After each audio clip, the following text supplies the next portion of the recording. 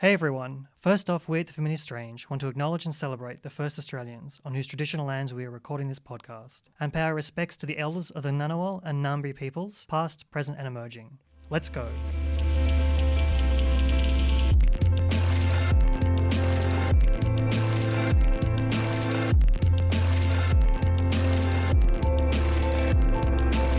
Hello and welcome to The Familiar Strange, brought to you with support from the Australian Anthropological Society, the Australian National University's College of Asia and Pacific, and the College of Arts and Social Sciences, produced in collaboration with the American Anthropological Association, and coming to you from the Australian Centre for the Public Awareness of Science. I am your Familiar Stranger today, Simon Theobald, together with my guest, Dr Jill Sheppard, lecturer in the School of Politics and International Relations, and a presenter on Policy Forum Pod. Hey Simon. Martyn Pearce from the Crawford School of Public Policy and presenter of Policy Forum Pod and editor of policyforum.net. Hello Simon, I'm very excited to be here in the glamorous surroundings of the CPAS studio, far more glamorous than Policy Forum Pods. And of course your traditional Familiar Stranger, Dr Julia Brown. Hi. And of course myself, I'm here today, Simon Theobald here, glad to be with you all. Jill and Martyn are joining us from the Democracy Sausage podcast. Thanks for being here guys today, we're really excited to have you on. So Jill, what are you thinking about this week? Well, I study Australian politics and I've been doing a lot of media, answering a lot of questions about particularly how many people have voted before the election. So in 2016, about a third of all Australian voters voted before election day. Now, in Australian politics and the study of Australian politics, we're really interested in this idea of election day as a ritual.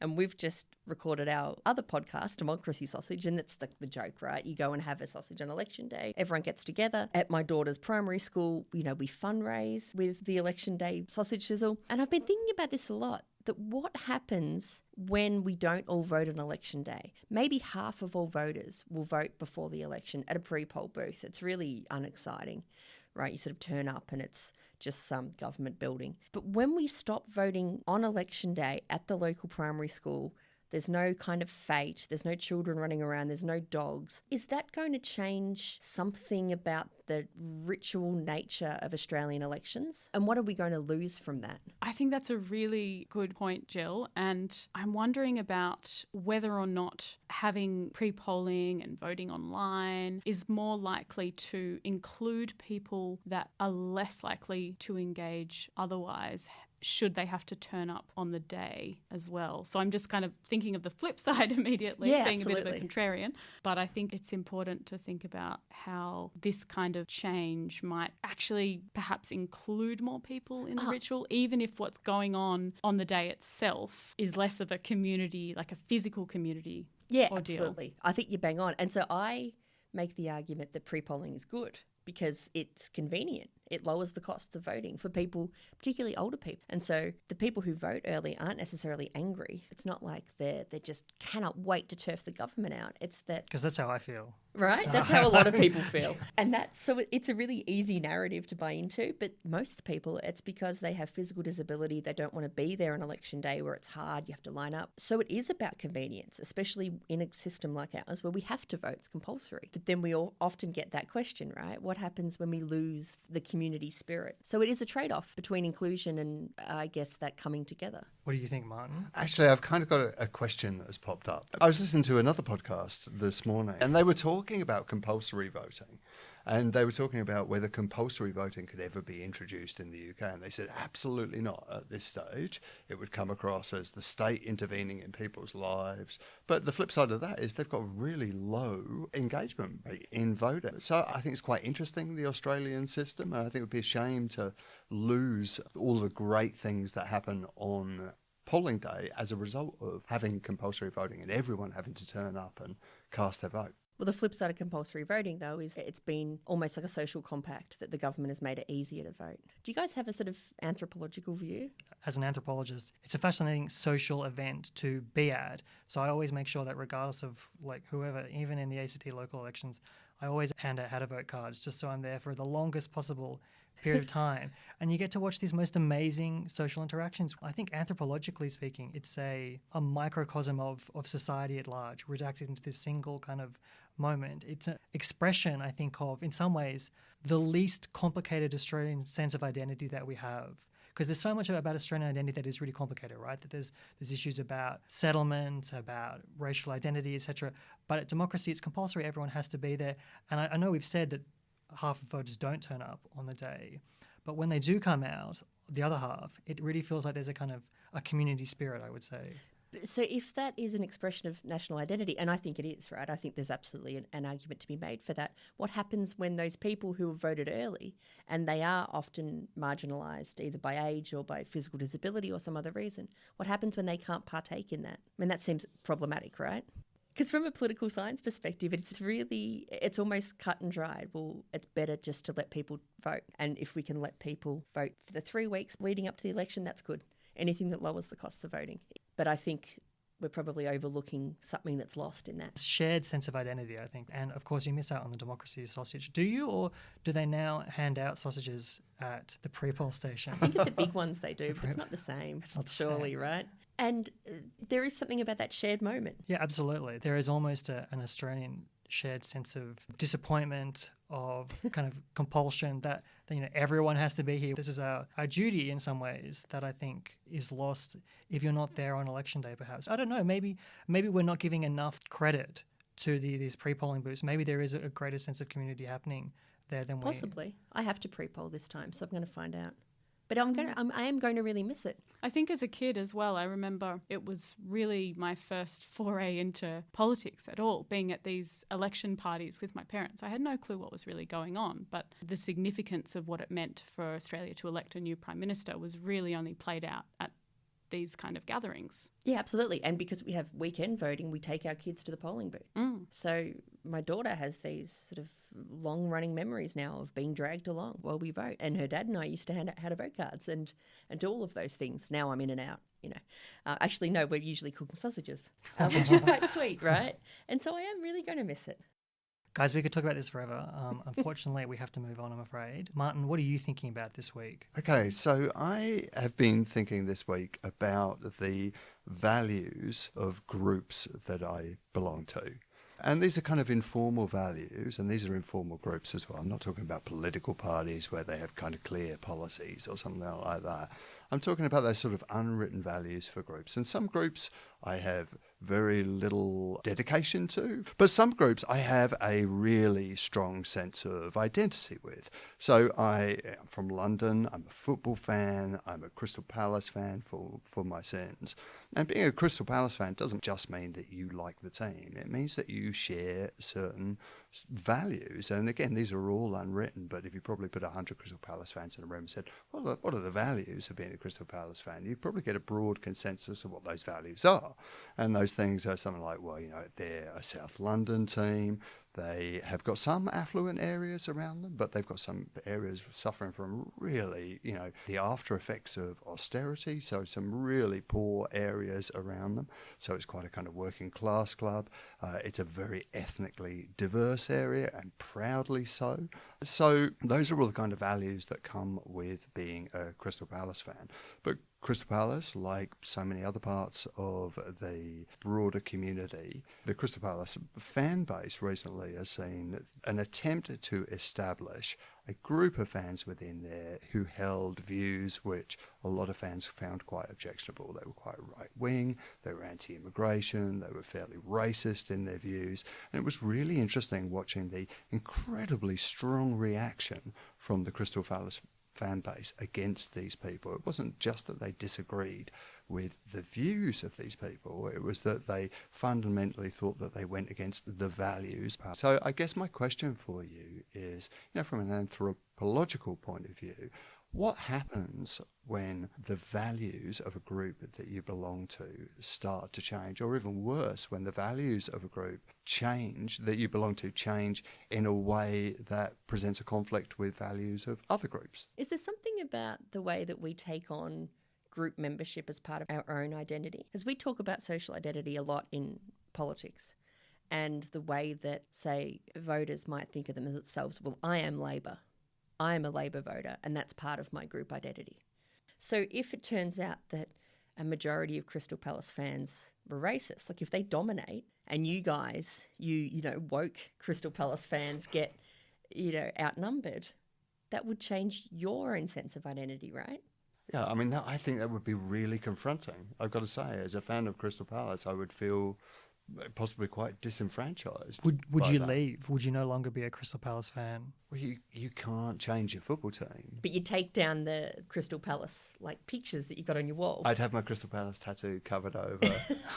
That's so I follow Essendon in AFL, and when they had the drug scandal, sort of over the last 10 years, well, one, I kind of stopped following them, but it did hurt. It did kind of eat away at me a little bit. It did feel like part of my identity. What happened to your relationship with the club after that? I checked out. You wouldn't swap clubs, right? Because it's... Would you not swap clubs? I say this is someone who is not a rusted-on fan of any particular team. So Oh, no, it's like worse than death. it's worse than death, isn't Worse it? than murder, yeah. See, it's interesting because I think there's a kind of the anthropological question here is the degree of social solidarity that one feels with these institutions.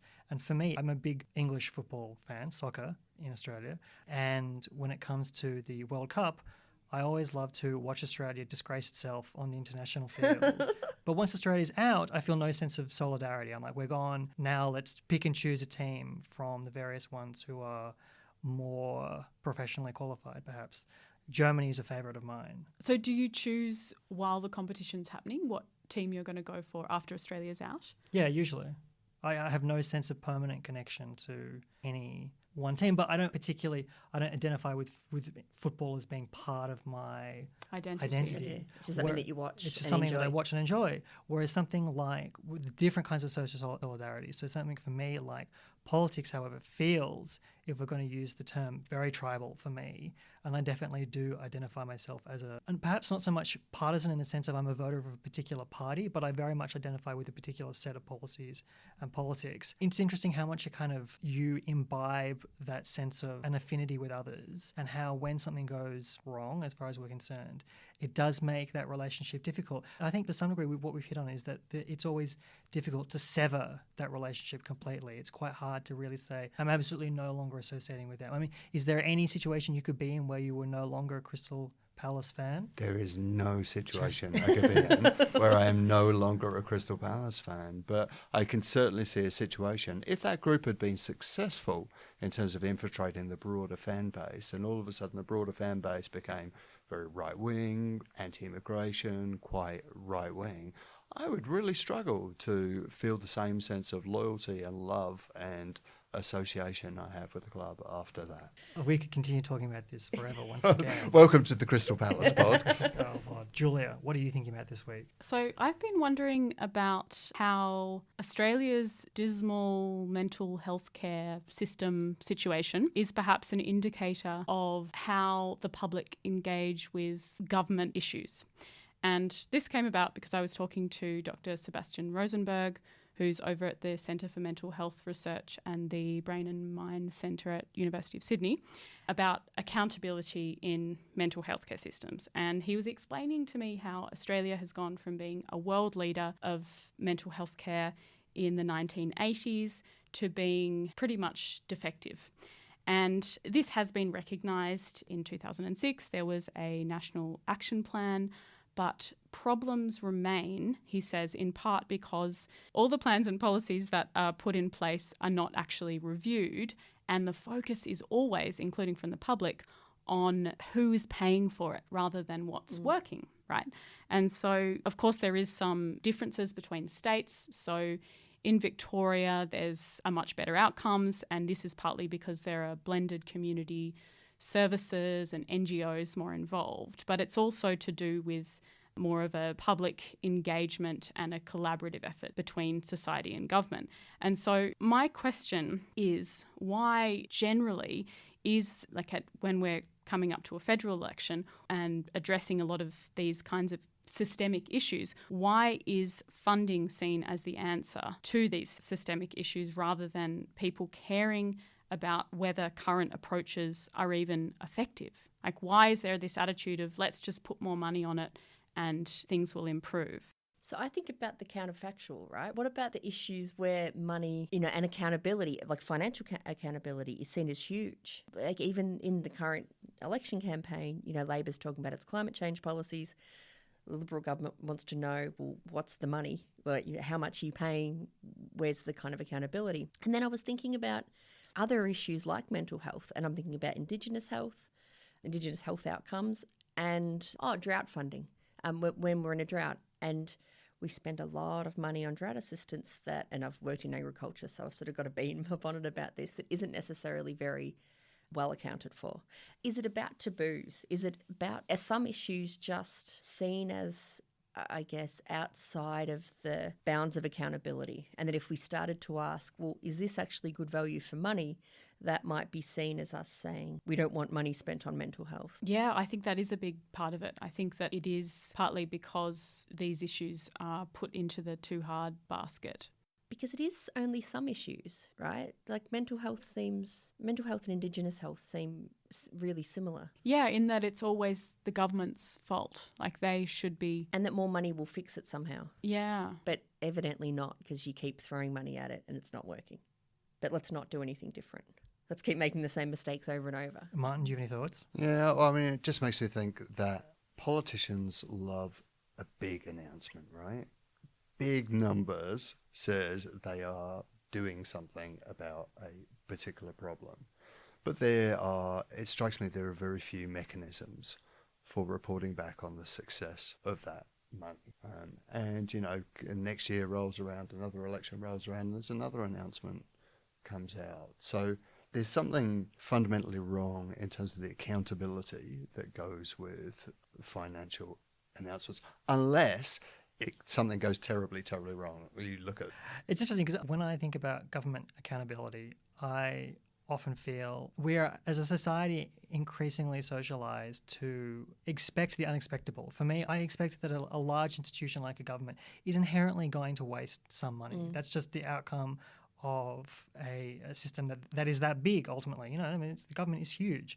But I work on the assumption that we live in a society and that as a result, giving away certain amounts of money is just the necessary evil for being part of this society. So for me, it's not really a problem. I agree. We should, in some ways, keep throwing money at mental health. We should keep throwing money at Indigenous health. The question is, how do we then get the kind of results that we're looking for without it being a kind of...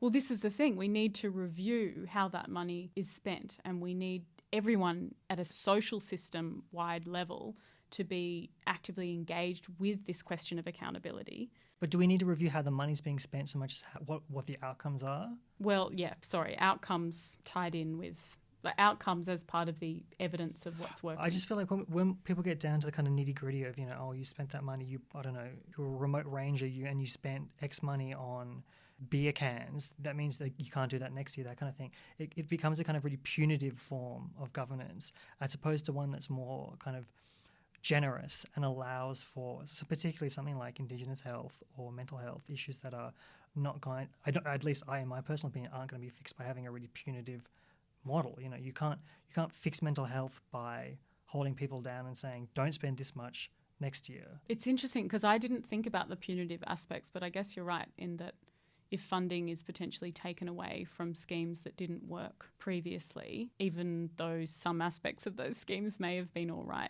then that's not good either. There's a social compact kind of thing here too, though, right? Like we do live in a society, but as an individual, I'm paying tax that the government is spending on my behalf, and so I do want some accountability. So there's a tension as well. Like, I trust the government. I have to. Otherwise, nothing will ever get done. But I think you've hit on something, Simon, that it's a bigger question about how much we trust government, how much we are willing to delegate some responsibility or, some capability to spend money to the government, and then how much we trust them and how much we want to nitpick over small things. In keeping with that theme, we might move on to our next topic, which is me. This week, what I've been thinking about, in keeping with our Policy Forum pod theme, is whether anthropologists have any role to play in diplomacy. Normally, diplomacy is the realm of, I don't know, in my mind, hard-hitting political scientists and, well-trained, well-groomed people who know how to use the fork and so on, and how not to embarrass themselves in front of other people's foreign ministers. But I sometimes imagine myself post-PhD, what will I do? And I often think, well, is DFAT a place for me, the Department of Foreign Affairs and Trade? Is that somewhere I'd like to go? And is there even a place for someone who has been trained in a kind of critical social science to go into these institutions? Or do they have to hold the line, toe the kind of party line so much that there is no space really to allow, I don't know, and I don't want to say free thought, that's not quite the right word, but sort of individual analysis. What do you guys think? I would like to think there is, but I'm not sure that the Australian government system is ready for it. Because I think that there is a role for being able to have diplomatic conversations that are a little more flexible and acknowledge the shortcomings of one's home government. But I don't think that's something that's really accepted yet. I'm really interested in what implications this kind of idea, so, an anthropologist diplomat would have for our conceptions of nationhood. So diplomats, when they go overseas, they represent Australia, and Australia is seen as this homogenous group that has one prevailing view, and the diplomat will communicate that view. What happens when we introduce nuance, right? And I think it's a great idea. Well, it's an interesting thought experiment, right? But what would happen when you start to introduce nuance and criticism? And what would that look like? What does the anthro-diplomat talk about when he turns up at the dinner party? I don't know. I mean, I would love to be the fly on the wall when they do hire that first anthro-diplomat. But I mean, it is an interesting question, isn't it? The degree to which can you, as a representative of your nation in a foreign situation, say, well, I recognise that Australia is a multicultural nation with 23 million people now, and that they represent a variety of different voices, and not all of those voices are represented in current government policy. I think there's probably not space for that. What about you, Martyn? I mean, your question was, does anthropology have a role to play in diplomacy? I think the answer to that is yes, absolutely. I mean, there are career diplomats out there. But if you think about diplomats who get posted to embassies, they not only have to toe Australia's party line, but they also have to work in local cultures. They have to be sensitive to the differences in local cultures. And someone who comes from an anthropology background, absolutely, I can see that would be a huge benefit in that situation. So, yeah, definitely. If you're fancying a career in DFAT, I would strongly encourage you to do so. If an anthropologist's role is to nuance things, then definitely I would like to hope that they have a role in diplomacy. Well, on that note, we might wrap it up. I want to thank Jill. Thanks, guys. I want to thank Martyn. Thank you so much for having me. And Julia. Thank you very much, everyone. And me, your host, Simon Theobald. Today's episode was produced by all of us at The Familiar Strange. Our executive producers are Deanna Caddo and Matthew Fung. You can subscribe to The Familiar Strange podcast, or you can find us on iTunes, on all the other familiar places, including Spotify. You can find the show notes, including a list of all the books and papers mentioned today, plus our blog about anthropology's role in the world at thefamiliarstrange.com. If you want to contribute to the blog, or have anything to say to me or the other hosts of this program, email us at submissions@thefamiliarstrange.com, tweet to us at TFS Tweets, or look us up on Facebook and Instagram. Music was by Pete Dabro. Special thanks to Nick Farrelly, Will Grant, and Maud Rowe. Thanks for listening, and until next time, keep talking strange.